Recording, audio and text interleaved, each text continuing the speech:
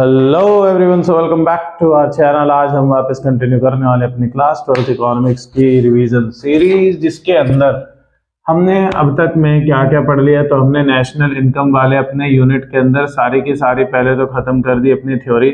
फिर हम लोग आगे रूल ऑफ कन्वर्जन पढ़ा हमने। रूल ऑफ कन्वर्जन के बाद हमने पढ़ा इनकम निकालने के, नेशनल इनकम निकालने के 3 मेथड है, जिसमें हमने प्रोडक्ट मेथड, जिसको वैल्यू एडिट मेथड भी कहते हैं, वो भी कर लिया। इनकम मेथड कर लिया। आज हम करने वाले हैं एक्सपेंडिचर मेथड। तो आइए स्टार्ट करते हैं हम अपनी आज की क्लास।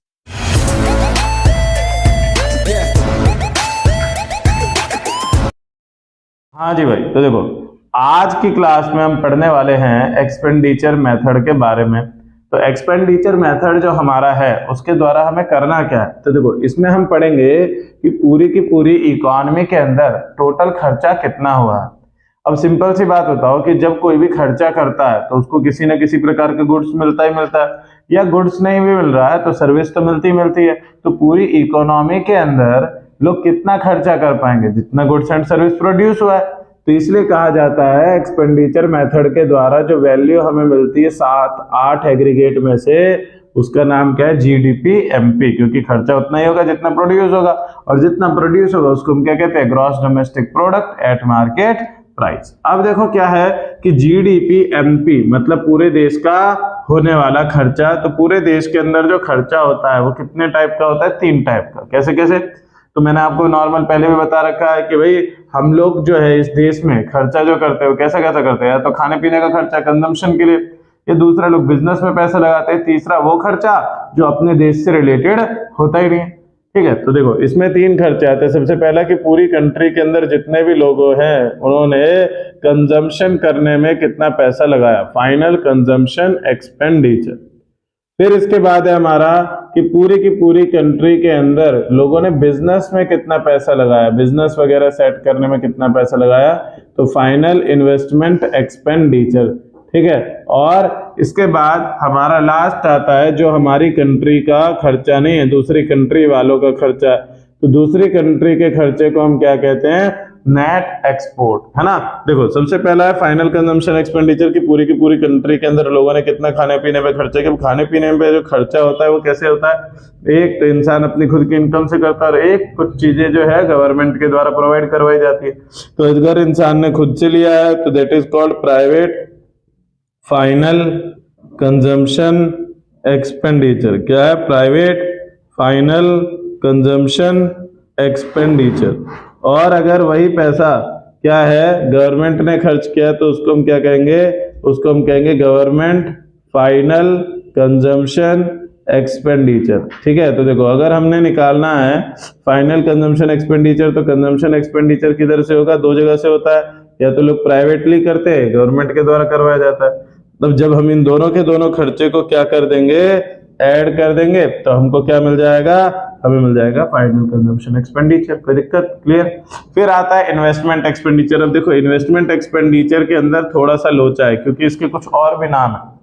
कहा जाता है सबसे पहले कि देखो फाइनल इन्वेस्टमेंट एक्सपेंडिचर मतलब पूरी की पूरी कंट्री के अंदर हमने कितना इन्वेस्टमेंट करा है। अब देखो जो इन्वेस्टमेंट करता है उस इन्वेस्टमेंट के द्वारा क्या जनरेट होती है, कैपिटल जनरेट होती है।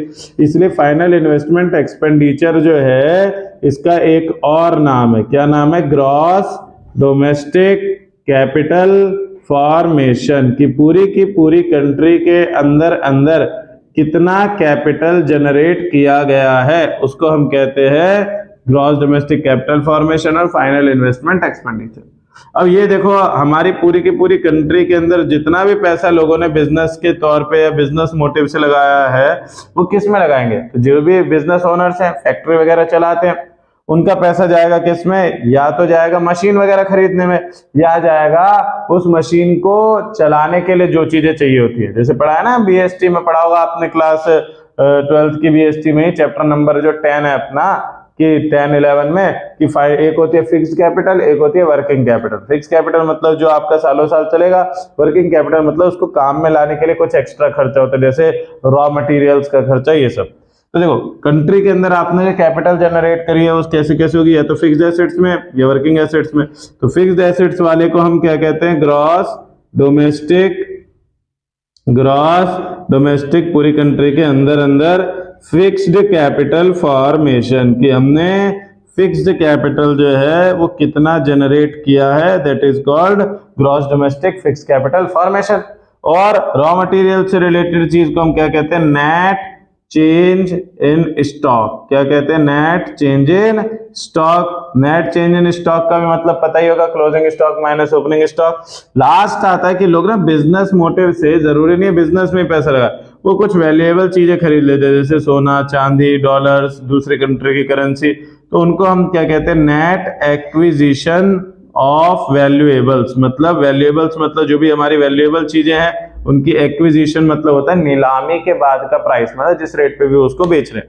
ठीक है, तो इन तीन चीजों को अगर हमने मार्केट के इन तीन चीजों को ऐड कर दिया, gross domestic fixed capital formation, change in stock और नेट एक्विजिशन ऑफ वैल्यूएबल, तो we will getting the value of gross domestic capital formation. फिर आता है अपना थर्ड पॉइंट, नेट एक्सपोर्ट। तो देखो नेट एक्सपोर्ट तो सिंपल ही है, पता ही है सबको, क्या एक्सपोर्ट में से इंपोर्ट माइनस कर देंगे तो आ जाएगा नेट एक्सपोर्ट। तो इसी प्रकार हमारे ये तीनों चीजों की वैल्यू आ गई, तीनों चीजों की वैल्यू ऐड करेंगे, आ जाएगा जीडीपी एमपी। अब देखो इसी को तुम्हारे स्कूल में, तुम्हारे एग्जाम में जब करोगे, फॉर्मूला खुद से जनरेट जब करोगे तो तुम क्या फॉर्मूला लिखोगे कि GDP MP is equals to private final consumption expenditure plus government final consumption expenditure plus gross domestic capital formation plus net export. इस तरीके से लिखोगे तो वो यही फ्लो चार्ट है पूरे का पूरा। अब देखो क्या है, हमें सर जीडीपी एमपी आ गई। अब जो भी फाइंड करने बोला, मान लो बोला नेशनल इनकम एनएनपीएफ से निकालो, तो देखो हम एनएनपीएफ से इधर रखेंगे, जीडीपी एमपी इधर रखेंगे, रूल ऑफ कन्वर्जन अप्लाई हो जाएगा। अब देखो ग्रॉस से नेट जाना है तो माइनस डेप्रिसिएशन, डोमेस्टिक से नेशनल जाना है तो प्लस एनएफआईए, और एमपी से एफसी जाना है तो माइनस एनआईटी। तो इसी के साथ अपना एक्सपेंडिचर मेथड का कंसेप्ट होता है खत्म। अब करें स्क्रीनशॉट ले लें, स्क्रीनशॉट ले लो।